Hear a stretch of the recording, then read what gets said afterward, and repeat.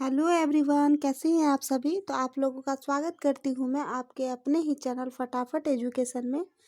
तो आप लोग को मुझे पता है कि आप लोग को सेशन बहुत अच्छा लग रहा है। अगर अच्छा लग रहा है तो लाइक सब्सक्राइब शेयर कर दीजिएगा, और ताकि अधिक से अधिक लोगों तक ये वीडियो जाए और उन स्टूडेंट के को पहुँचे जो झारखंड गवर्नमेंट जॉब की तैयारी कर रहे हैं। तो आज इसलिए आप लोग प्लीज़ लाइक सब्सक्राइब शेयर कर दीजिएगा। और आज के मोटिवेशन कोड पे चलते हैं। उसके बाद हम लोग चलेंगे झारखंड का क्षेत्रीय वंश। ठीक, तो चलिए शुरू करते हैं। तो मोटिवेशन कोड आप लोग के लिए यही है कि पैसों से कभी बड़प्पन नहीं आता, बड़प्पन आता है तो बस अच्छे विचार मात्र से। तो आप लोग अच्छे से विचार, मुझे पता है कि आप लोग बहुत ही अच्छे हैं और आप लोग का दिल भी उससे अच्छा है और आप लोग बहुत अच्छे से पढ़ाई भी कर रहे हैं। तो चलिए हम लोग शुरू करते हैं। तो हम लोग पहले देख लेते हैं कि हम लोगों ने क्या क्या कवर किया। तो हम लोग पढ़ रहे थे झारखंड के क्षेत्रीय वंश, और क्षेत्रीय वंश के 4 भाग थे। मैंने बताया था फर्स्ट भाग था झारखंड का मुंडा राज, दूसरा भाग था छोटा नागपुर खास का नागवंश, तीसरा भाग था पलामू का रक्सेल वंश, और चौथा भाग था सिंहभूम का सिंहभूम वंश। तो हम लोग कवर किए हुए थे झारखंड का मुंडा राज। जो झारखंड का मुंडा राज है, कैसे उसकी उत्पत्ति हुई, कैसे हुआ, और उन्होंने आगे चलकर 7 गढ़ का निर्माण करवाया, 21 परगना था, सुतिया पाहन वगैरह हम लोग भी देखे। उसके बाद हम लोगों ने देखा उसके दूसरे पार्ट पे छोटा नागपुर का खास नागवंश। तो छोटा नागपुर के खास नागवंश थोड़ा बचा हुआ है, तो हम लोग इसको देखते हैं। ये हम लोग कवर कर चुके थे फनी मुकुट राय, जो नागवंशी शासक थे और उन्होंने अपना कैसे स्थापना किया। फनी मुकुट राय ने अपने राज्य को नागवंशी शासन के दौरान और कैसे अपना नागवंशी। और उसके बाद फिर हम लोग देखे थे भीमकर्ण, जो भीमराय के जगह भीमकर्ण का उपाधि ले लेते हैं आगे चलकर। और नागवंशी राज का हम लोग देखे थे वंशागमनात क्रम, जो वंश से आया है वो क्रम देखे थे हम लोग। और बस मैं रिवीजन करा रही हूँ। उसके बाद हम लोग देखे थे शिवदास कर्ण, शिवदास के बाद देखे थे हम लोग प्रताप कर्ण, छत्रकन देखे थे हम लोग, राम शाह देखे थे, और एनी नाथ सहदेव देखे थे। तो ये सब हम लोगों ने देखा था। और हम लोग थोड़ा सा दुर्जन साल के बारे में भी देखे थे और मधुकरण शाह के बारे में भी हम लोग देखे थे। इतना सा हम लोग तो कवर कर चुके हैं और थोड़ा आगे बचा है, हम लोग अब देख लेते हैं। लेकिन अगर इससे पहले का क्लास आप लोग नहीं देखे हैं तो प्लेलिस्ट में मैं दी हुई हूँ, आप लोग प्लेलिस्ट में जाके कवर कर लीजिएगा। क्योंकि देखिए, ऑब्जेक्टिव अगर आप लोग एमसीक्यू करेंगे तो आप लोग को थ्योरी पता होगा तब तो करेंगे ना। तो आप लोग थ्योरी बहुत अच्छे से पढ़िए, मैं पढ़ा रही हूँ। अगर कोई भी डाउट आए तो आप लोग कमेंट में कमेंट कर दीजिएगा, मैं डाउट क्लियर कर दूंगी। और सबसे बड़ा बात है कि आप लोग थ्योरी आप लोग को याद रहेगा तो आप लोग एमसीक्यू बहुत अच्छे से कर सकते हैं। मैं एमसीक्यू भी करवाती हूँ, जैसे कि आप लोग सभी जानते हैं। तो शुरू करते हैं आज का क्लास। तो ये था रिवीजन क्लास, अब हम लोग देख लेते हैं आज का क्लास। तो आज के क्लास में यदुनाथ शाह को हम लोग पढ़ेंगे। और यदुनाथ शाह जो है, उसका जो शासन काल था वो 1715 से लेकर 1724 ईस्वी तक रहा था। और यदुनाथ राम शाह के बाद नागवंशी शासक बना था। यदुनाथ जो थे वो राम शाह के बाद नागवंशी शासक बने थे। और नागवंशी शासक यदुनाथ शाह फर्रुखसियर के समकालीन थे। मैंने बहुत समकालीन उधर बात की, बहुत सारे शासक आए उसके किसके समकालीन थे। तो ये भी हम लोग जानते हैं कि नागवंशी शासक जो यदुनाथ से थे, यदुनाथ शाह जो थे वो फर्रुखसियर के समकालीन थे, याद रखिएगा। 1717 ईस्वी में बिहार के मुगल सूबेदार सरबुलंद खान ने यदुनाथ शाह पर आक्रमण कर दिया, जिसके परिणाम स्वरूप यदु शाह ने 1 लाख रुपये मालगुजारी देना स्वीकार कर लिया। तो हम लोग पिछले बार में भी देखे थे कि कैसे टैक्सेस दिए जाते हैं और जो अस्वीकार कर लेते हैं उसको कैसे बंदी, मतलब अपने तरफ से कैसे प्रताड़ना दिया जाता है। तो इन्होंने भी क्या किया, 1717 ईस्वी जब आया तो बिहार के जो मुगल सूबेदार थे सर बुलंद खान ने, ये सूबेदार थे बिहार के मुगल सूबेदार थे सर बुलंद खान ने, इन्होंने क्या किया, यदुनाथ शाह पर आक्रमण कर दिया। और इसके जो परिणाम आए, उसके परिणाम स्वरूप उसके देखते हुए यदुनाथ शाह ने 1 लाख रुपये मालगुजारी देना स्वीकार कर लिया कि 1 लाख रुपये तुमको हम टैक्स देंगे, कर देंगे। ठीक, तो ये देखिए कितना बड़ा रकम हो जाता है, 1717 ईस्वी की बात हो रही है। और उसके बाद देख लेते हैं, सर बुलंद शाह के आक्रमण के बाद अपने राज्य को सुरक्षित रखने हेतु यदु शाह ने अपनी राजधानी दोईसा से पालकोट स्थानांतरण कर दी। तो हम लोग देखे काफ़ी शासक, जो नागवंशी शासक पिछले बार में हम लोग देखे थे कि उसमें जो काफ़ी जो शासक थे, उन्होंने जो पसंद नहीं आया या फिर जो किसी वजह से, आक्रमण के वजह से, मुस्लिम आक्रमण के वजह से, ब्रिटिश आक्रमण के वजह से, जो भी आक्रमण था, तो उसके बाद कैसे अपना राजधानी स्थानांतरित करके दूसरा राजधानी में परिवर्तित कर देता है। तो इस बार भी हम लोग देखते हैं कि सर बुलंद खान जो थे, उसके आक्रमण के बाद पश्चात अपने राज्य को सुरक्षित रखने के लिए, वो चाहते थे कि मेरा राज्य सुरक्षित हो, तो उसके लिए यदुनाथ शाह ने अपनी राजधानी दोईसा था पहले, उसके बाद उन्होंने पालकोट स्थानांतरित कर दिया। मतलब यहाँ पे क्वेश्चन पूछेगा कि किस नागवंशी शासक ने दोईसा से पालकोट राजधानी स्थानांतरित कर दी, तो ये थे यदुनाथ शाह। ठीक, मैं करवाऊंगी एमसीक्यू, लेकिन आप लोग थ्योरी भी अच्छे से याद रखिए ताकि एमसीक्यू में दिक्कत नहीं हो। ठीक, अब आते हैं 1719 ईस्वी में। 1719 ईस्वी में दलेल सिंह, जो रामगढ़ की सहायता से चेरो राजा रंजीत सिंह की टोरी पर कब्जा कर लेता है, यहाँ 1722 ईस्वी तक शासन करता है। तो 1719 में दलेल सिंह, जो रामगढ़ के रहते हैं, रामगढ़ के हैं ये, और उनकी सहायता से, दलेल सिंह की सहायता से चेरो राजा जो रंजीत सिंह हम लोग पढ़े थे, वो टोरी एक जगह है, उस पे कब्जा कर लेता है और यहाँ 1722 ईस्वी तक शासन करता है। ठीक, अब आते हैं हम लोग शिवनाथ सिंह, जो 1724 ईस्वी तक, 22 ईस्वी तक, तो देखिए 22 ईस्वी तक तो दलेल सिंह ने कब्जा किया। दलेल सिंह के सहायता से चेरो राजा जो रंजीत सिंह थे, उन्होंने कब्जा किया 1722 ईस्वी तक। 2 साल के बाद हम लोग देखते हैं शिवनाथ सिंह आ जाते हैं, जो 1724 से 1733 ईस्वी तक शासन चलता है। शिवनाथ सिंह जो है 1724 से 1733 ईस्वी तक शासन करते हैं, और यह यदुनाथ का उत्तराधिकारी होता है। यह जो थे शिवनाथ शाह, ये यदुनाथ का उत्तराधिकारी था। और 1730 ईस्वी में बिहार के सूबेदार फर्रुखुद्दौला, नाम याद रखिएगा, ने छोटा नागपुर पर आक्रमण किया, और इस समय यहाँ शिवनाथ शाह का शासन था। तो देखिए 1730 ईस्वी आता है, 1730 ईस्वी में बिहार का सूबेदार फर्रुखुद्दौला हो जाता है। ठीक, तो 1730 ईस्वी में बिहार का सूबेदार फर्रुखुद्दौला आ जाता है, और उन्होंने छोटा नागपुर पर आक्रमण कर देता है। वो आक्रमण कर देते हैं फर्रुखुद्दौला, छोटा नागपुर पर आक्रमण करते हैं, और इस समय जो यहाँ शिवनाथ शाह का शासन चल रहा होता है। और इस आक्रमण के परिणाम स्वरूप शिवनाथ शाह ने फर्रुखुद्दौला को 12,000 रुपये मालगुजारी देना स्वीकार किया।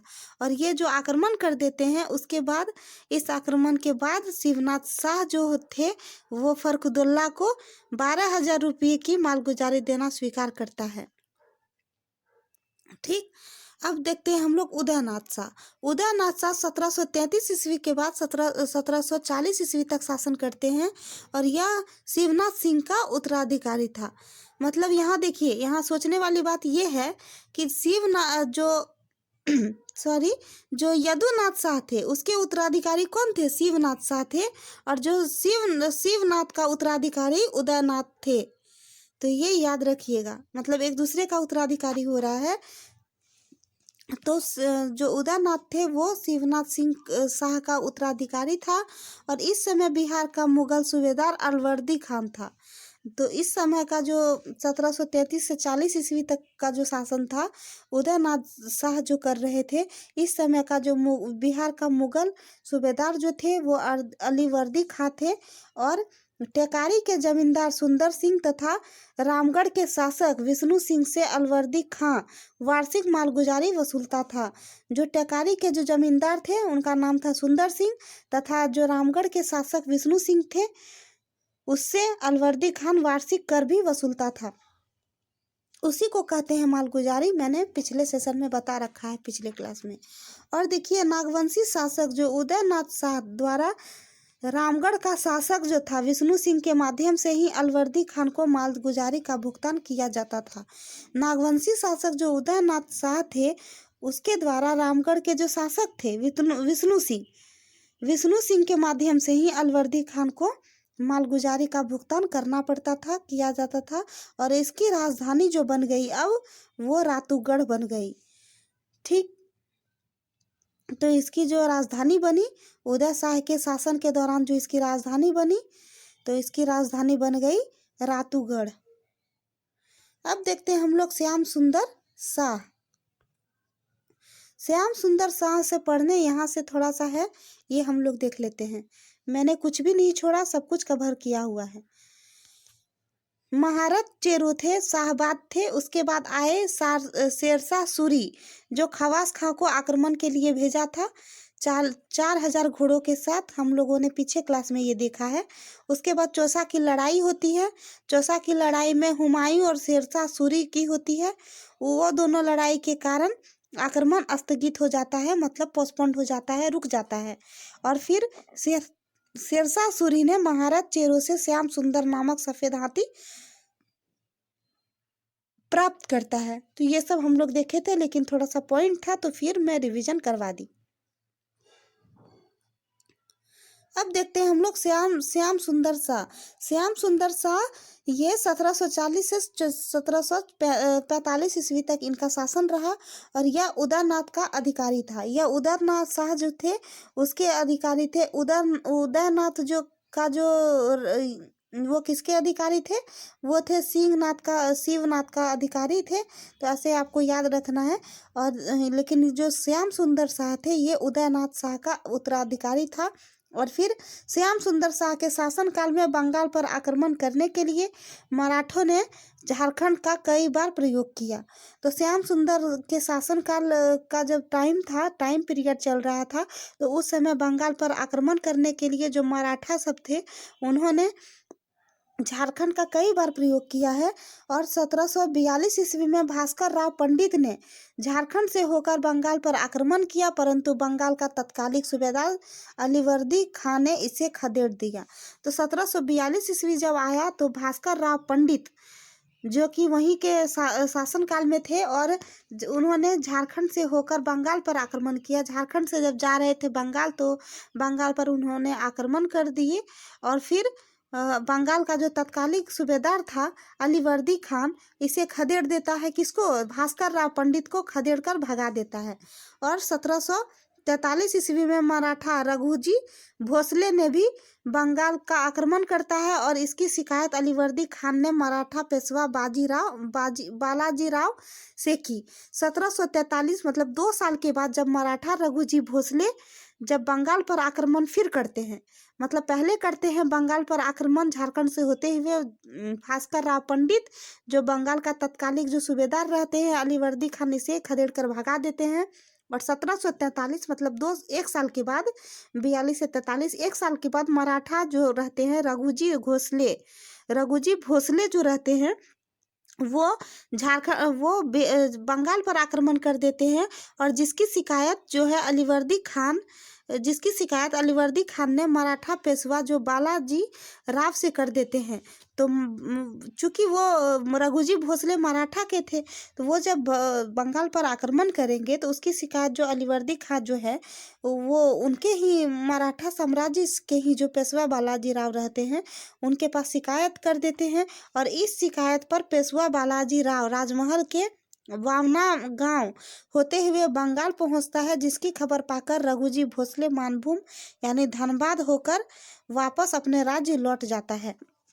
और देखिए, अलीवर्दी खान ने मराठा पेशवा बालाजी राव से शिकायत करते हैं और इस शिकायत के बाद पेशवा बालाजी राव जो रहते हैं वो राजमहल के वावना गांव होते हुए राजमहल चले जाते हैं। वहां से बावना गांव होते हुए बंगाल तक वो पहुंचते हैं और जिसकी खबर पाकर जो समझ रहे हैं वो उसको खबर चला जाता है, जो मराठा के रघुजी भोसले थे उनको खबर चला जाता है कि वो आ रहे हैं।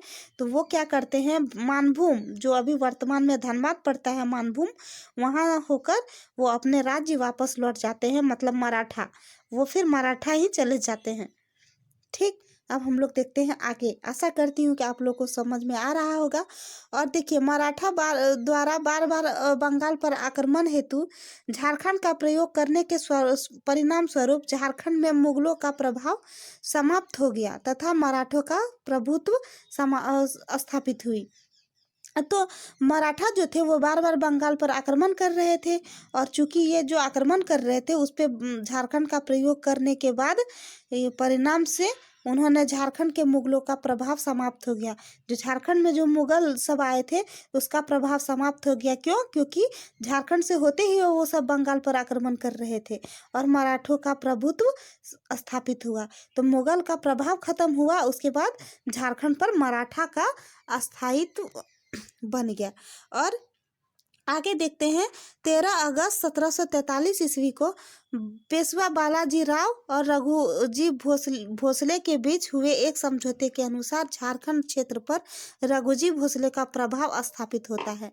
जो 13 अगस्त 1743 ईस्वी को जब पेशवा बालाजी राव और जो उनके ही मराठा साम्राज्य के एक व्यक्ति रहते हैं, प्रसिद्ध व्यक्ति रघुजी भोसले, ये दोनों के बीच एक समझौता होता है और उस समझौते के अनुसार कहा जाता है कि झारखंड क्षेत्र पर रघुजी भोसले का प्रभाव स्थापित हो जाए।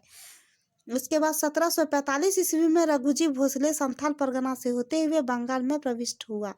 तो 1745 ईस्वी में क्या होता है कि रघुजी जो भोसले रहते हैं वो संथाल परगना से होते हुए बंगाल में प्रविष्टि हो जाते हैं। और कालांतर में मराठों ने छोटा नागपुर, खास पलामू, मानभूम यानी धनबाद जैसे क्षेत्रों पर जमकर शोषण करता है। और कालांतर में मतलब अभी हो रहे अत्याचार जो उसके 1745 में हो रहे थे, तो वो कालांतर में उस समय मराठों ने छोटा नागपुर का खास और पलामू और मानभूम का जो आदि क्षेत्र था उस पर जमकर शोषण करता है। तो अब हम लोग देख लेते हैं नागवंशी शासक और अन्य तथ्य। तो ये देखते हैं हम लोग 1498 मतलब 1498 में संध्या के राजा थे नागवंशी राज्य पर आक्रमण कर कुछ क्षेत्रों पर अधिकार प्राप्त कर लिया, जिसे नागवंशी राजा ने खैरागढ़ के राजा लक्ष्मी निधि कर्ण की सहायता से मुक्त कराया। तो देखिए, ये छोटा अन्य तथ्य है ये नागवंशी शासन का, तो ये हम लोग देख लेते हैं। 1498 ईस्वी में संध्या के जो राजा रहते हैं वो नागवंशी शासन पर आक्रमण कर देते हैं और कुछ क्षेत्र पर अपना अधिकार प्राप्त कर लेते हैं। ठीक, जिसे नागवंशी राजा जो रहते हैं वो खैरागढ़ के राजा, जिसे नागवंशी राजा ने खैरागढ़ के राजा, उनका नाम क्या रहता है, लक्ष्मी निधि कर्ण की सहायता से मुक्त करा देते हैं। और जिसे नागवंशी राजा जो रहते हैं वो खैरागढ़ के राजा के साथ लक्ष्मी निधि के साथ की दोनों संधि करते हैं और जो अधिकार प्राप्त कर लेता है उसको मुक्त करा देते हैं। और सरननाथ शाह के समय जमींदार प्रथा का उन्मूलन कर दिया जाता है। और सरननाथ थे, उनके समय जमींदारी प्रथा का उन्मूलन कर दिया जाता है। मतलब इससे पहले वो जमींदारी प्रथा का उन्मूलन नहीं था, लेकिन सरननाथ शाह जब आए थे तो जमींदारी प्रथा का उन्मूलन कर दिया जाता है। ठीक, ठाकुर एनीनाथ शाहदेव बड़कागढ़ के ठाकुर महाराज रामनाथ के चौथे पुत्र थे। जो ठाकुर एनीनाथ शाहदेव थे वो बड़कागढ़ के ठाकुर थे और ये महाराज रामनाथ के चौथे पुत्र थे, मतलब तीसरे के बाद चौथे पुत्र थे। और इन्होंने अपनी राजधानी दोयसागढ़ से स्वर्ण रेखा नदी के नज़दीक सतरंजी में स्थापित की थी। जो ये एनीनाथ शाहदेव थे उन्होंने अपनी राजधानी दोयसागढ़ से परिवर्तन कर स्वर्ण रेखा नदी के नज़दीक सतरंजी, याद रखिएगा, यानी दोयसागढ़ से सतरंजी, जो कि स्वर्ग रेखा नदी के नज़दीक था, वहाँ पे स्थापित करते हैं। कौन? एनीनाथ सहदेव अपना नया राजधानी। और नागवंशी शासक एनीनाथ सहदेव ने 1691 ईस्वी में राजधानी रांची में जगन्नाथ मंदिर का निर्माण कराया था। और फिर 1691 ईस्वी में रांची में जगन्नाथ मंदिर का निर्माण करवाया था एनीनाथ सहदेव ने। और एनीनाथ सहदेव के द्वारा हटिया बाजार को ठाकुर एनीनाथ सहदेव ने ही बसाया था। जो एनीनाथ सहदेव थे वो हटिया बाजार बसाया था। और हटिया बाजार एक बहुत बड़ा बाजार लगता था, तो ये उनकी ही देन थी। और फिर ठाकुर एनीनाथ की 5 पत्नियों में से 21 पुत्र थे। ठाकुर एनीनाथ थे वो 5 शादी किए हुए थे। 5 पत्नी में से 21 पुत्र थे, जिसका उल्लेख नागवंशी वंशावली में किया गया है। एनीनाथ 5 शादी किए हुए थे और 5 पत्नियां थी उनकी, और उसमें से 5 में से 21 पुत्र थे। और इसका उल्लेख कहाँ किया गया है? नागवंशावली में किया गया है। और नागवंशी शासक जो नागवंशी शासक मणिनाथ ने सिंह, सिल्ली, बुंडू, तमाड़, बड़वा आदि के स्थानीय जमींदार पर दमन कर लिया था। और वहीं पे नागवंशी शासक जो थे मणिनाथ शाह, उन्होंने सिल्ली, बुंडू, तमाड़, बड़वा आदि के जो स्थानीय जमींदार थे उनका दमन किया हुआ था। अब हम लोग चलते हैं आगे। नागवंशी राज्य का राजधानियाँ, अब हम लोग सिर्फ राजधानियाँ देखेंगे, ठीक।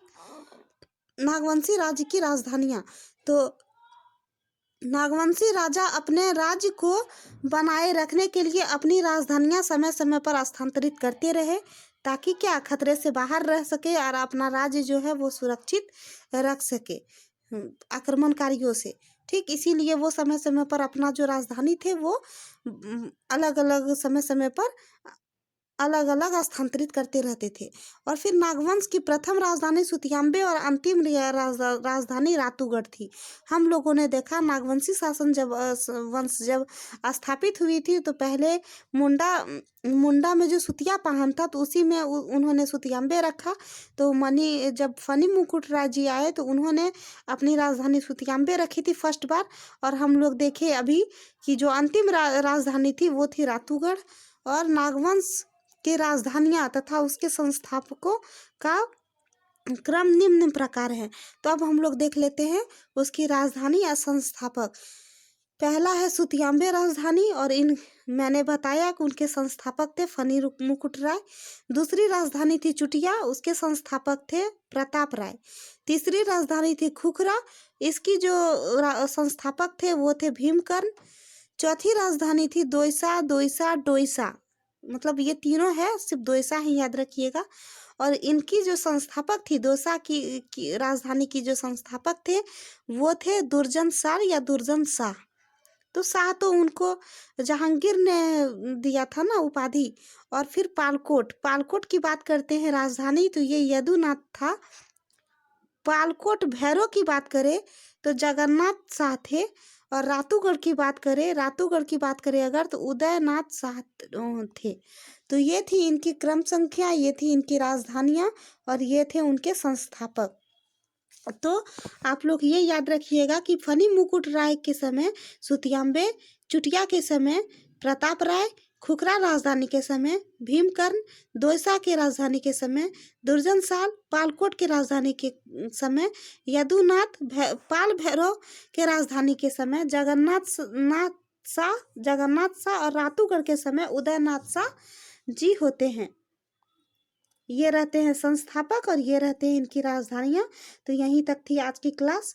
मैं ज़्यादा बल्कि नहीं कर रही हूँ, क्लास हल्का ही रख रही हूँ। हम लोग धीरे धीरे करके आगे बढ़ रहे हैं। आशा करती हूँ कि आप लोग भी प्रेजेंट रहें, और जब भी मैं क्लास रखूँ तो आप लोग कॉपी और पेन लेके बैठिए, ताकि नोटिंग करते रहे। नोटिंग से आपका छोटा नोट्स भी बन जाएगा, शॉर्ट नोट्स भी बन जाएगा, और इसको रिविज़न करने में भी आसानी होगी।